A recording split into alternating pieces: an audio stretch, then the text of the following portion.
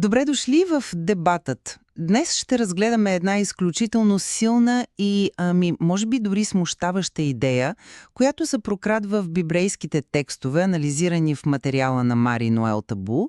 Идеята, че изглежда Бог има специално, дори скандално предпочитание към аутсайдерите. Към слабите, бедните, смирените, за сметка на, така да се каже, силните и мъдрите на този свят. Точно така. И го виждаме навсякъде.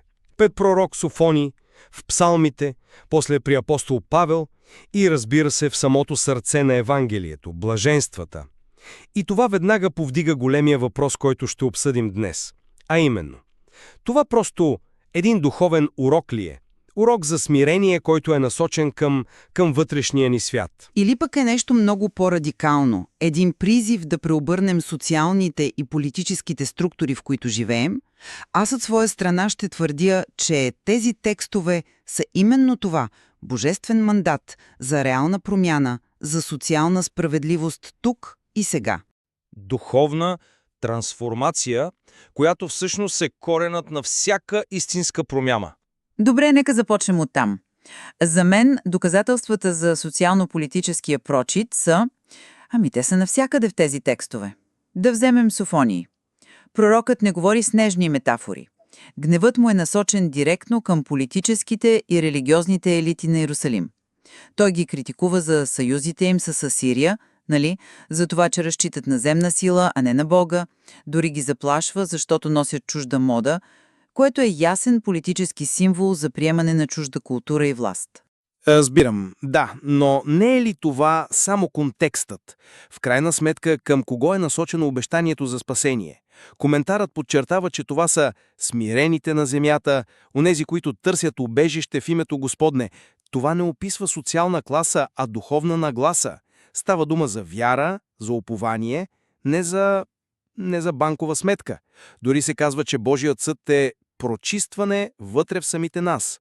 Фокусът е вътрешен. Добре, но не е ли малко удобно да кажем, че всичко е просто духовно? Така не се ли избягва неудобния въпрос за реалната, материална бедност, за която говорят псалмите? Псалм 145 е като програма за социално подпомагане.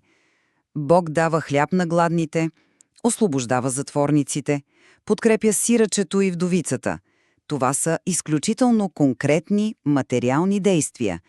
Не се казва, че Бог дава духовен хляб на духовно гладните. Не, разбира се, никой не отрича конкретните действия. Но въпросът е откъде проистичат те и каква е целта им.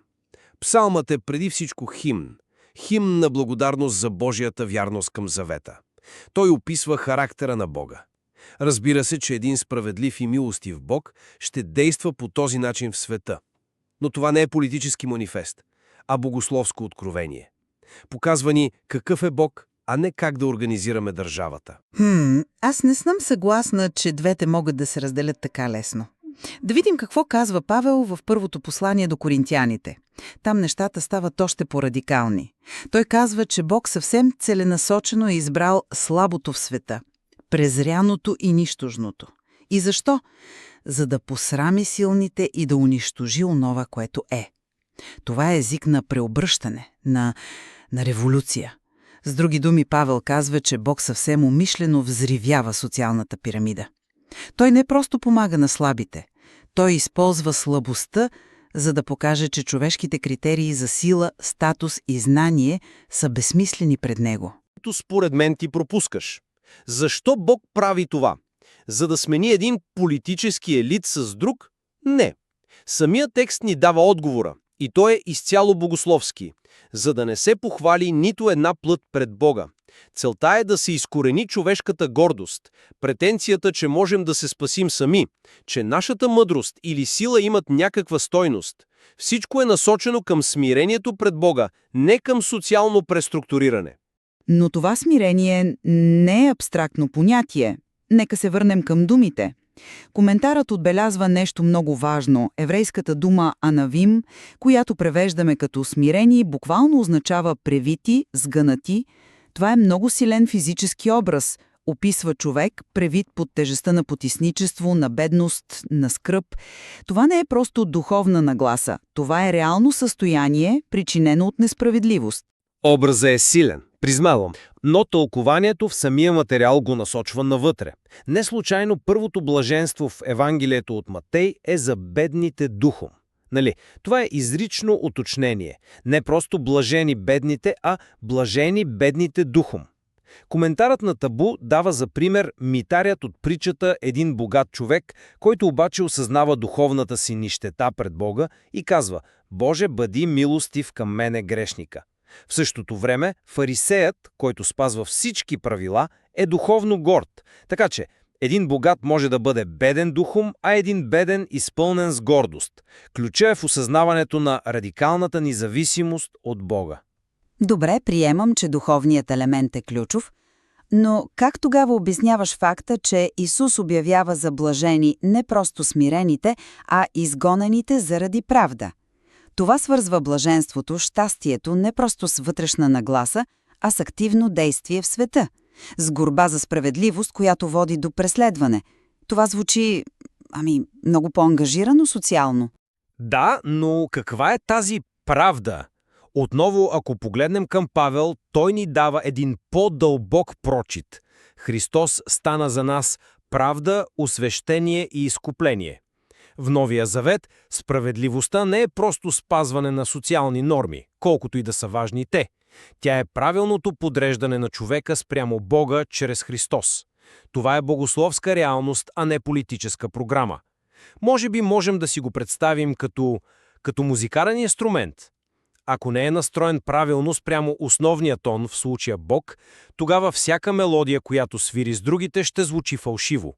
Социалните действия са мелодията, но вътрешната настройка спрямо Бога е първична. Харесва ми аналогията, но се страхувам, че тя може да се използва, за да се омаловажи спешността на действието. Пророците не се казвали на царете: първо си настройте сърцата, пък после ще видим за вдовиците и сираците.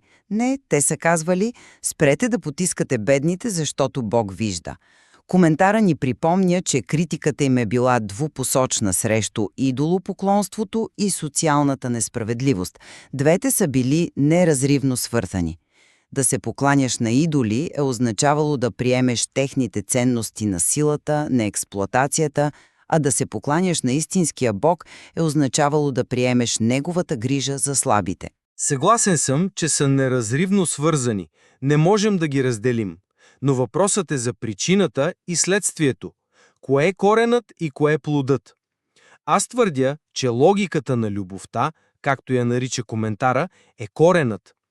Когато човек разбере тази Божия логика да избере слабото, за да посрами силното, това преобръща цялата му ценностна система.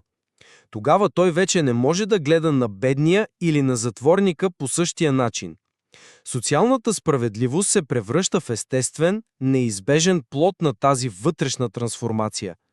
Но ако се опитаме да наложим справедливост без тази промяна в сърцето, тя се превръща просто в поредната човешка идеология, която може да стане също толкова тиранична. Признавам, че аргументът ти за унищожаване на онова, което е като унищожаване на човешката гордост, е силен. Това е наистина радикален език. Но не мислиш ли, че контекстът го насочва към нещо повече? Когато Павел говори на коринтяните, той говори на общност, разкъсвана от социални разделения. Богатите са презирали бедните дори по време на Господната вечеря. Така че неговият призив да погледнат към избора на Бог, към нищожните, е директна критика на техните социални иерархии. Той не им казва просто «бъдете смирени вътрешно», а «спрете да се държите така, защото вашето поведение е в разрез с Божията логика». Абсолютно. Конкретното приложение е социално, но принципа, който стои зад него, е богословски. Целта е да се стигне до това, което цитира Йеремия. Който се хвали, нека се хвали с това, че ме разбира и знае. Крайната цел е познанието на Бога. Социалните промени са, така да се каже, тестът дали това познание е истинско. Ако казваш, че познаваш Бога, който избира слабите, а ти самият си на страната на силните, значи лъжеш. Но фокуса остава върху автентичността на връзката с Бога. В крайна сметка, блаженствата са описани в материала като портрет на самия Исус. Той е кроткият и смиреният по сърце. Те са покана да заприличаме на Него. И точно тук е може би най-силният ми аргумент.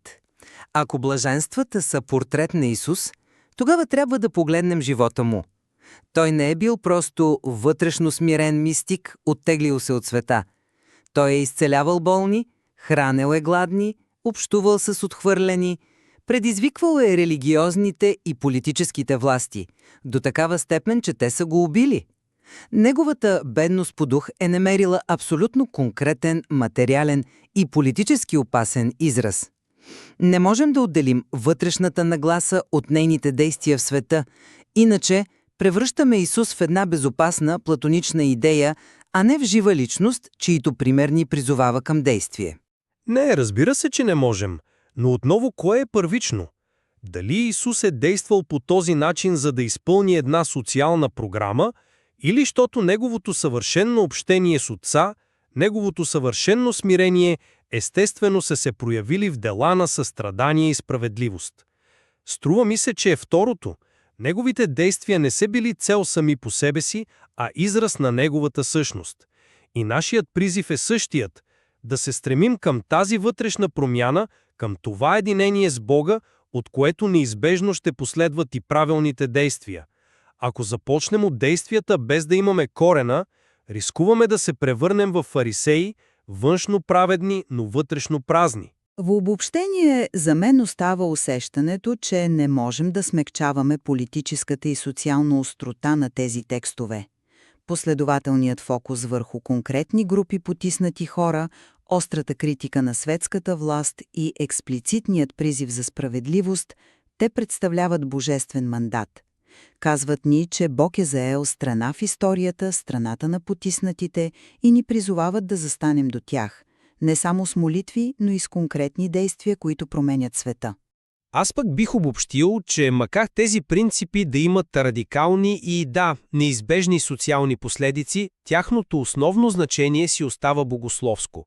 Те са преди всичко портрет на Бога и покана за връзка с Него. Те описват необходимата нагласа на смирение и пълна зависимост, която е предпоставка за спасение. Да се четат тези текстове предимно като политически манифест означава да се пропусне тяхната по-дълбока духовна същност, свързана с отношението на човешкото сърце към своя Създател. Може би, в крайна сметка, и двете гледни точки намират своята силна подкрепа в материала. Това, което е сигурно, е, че тези текстове не ни позволяват да останем безучастни. Те ни предизвикват едновременно на две нива да изследваме сърцето си за скрита гордост и да отворим очите си за несправедливостта около нас.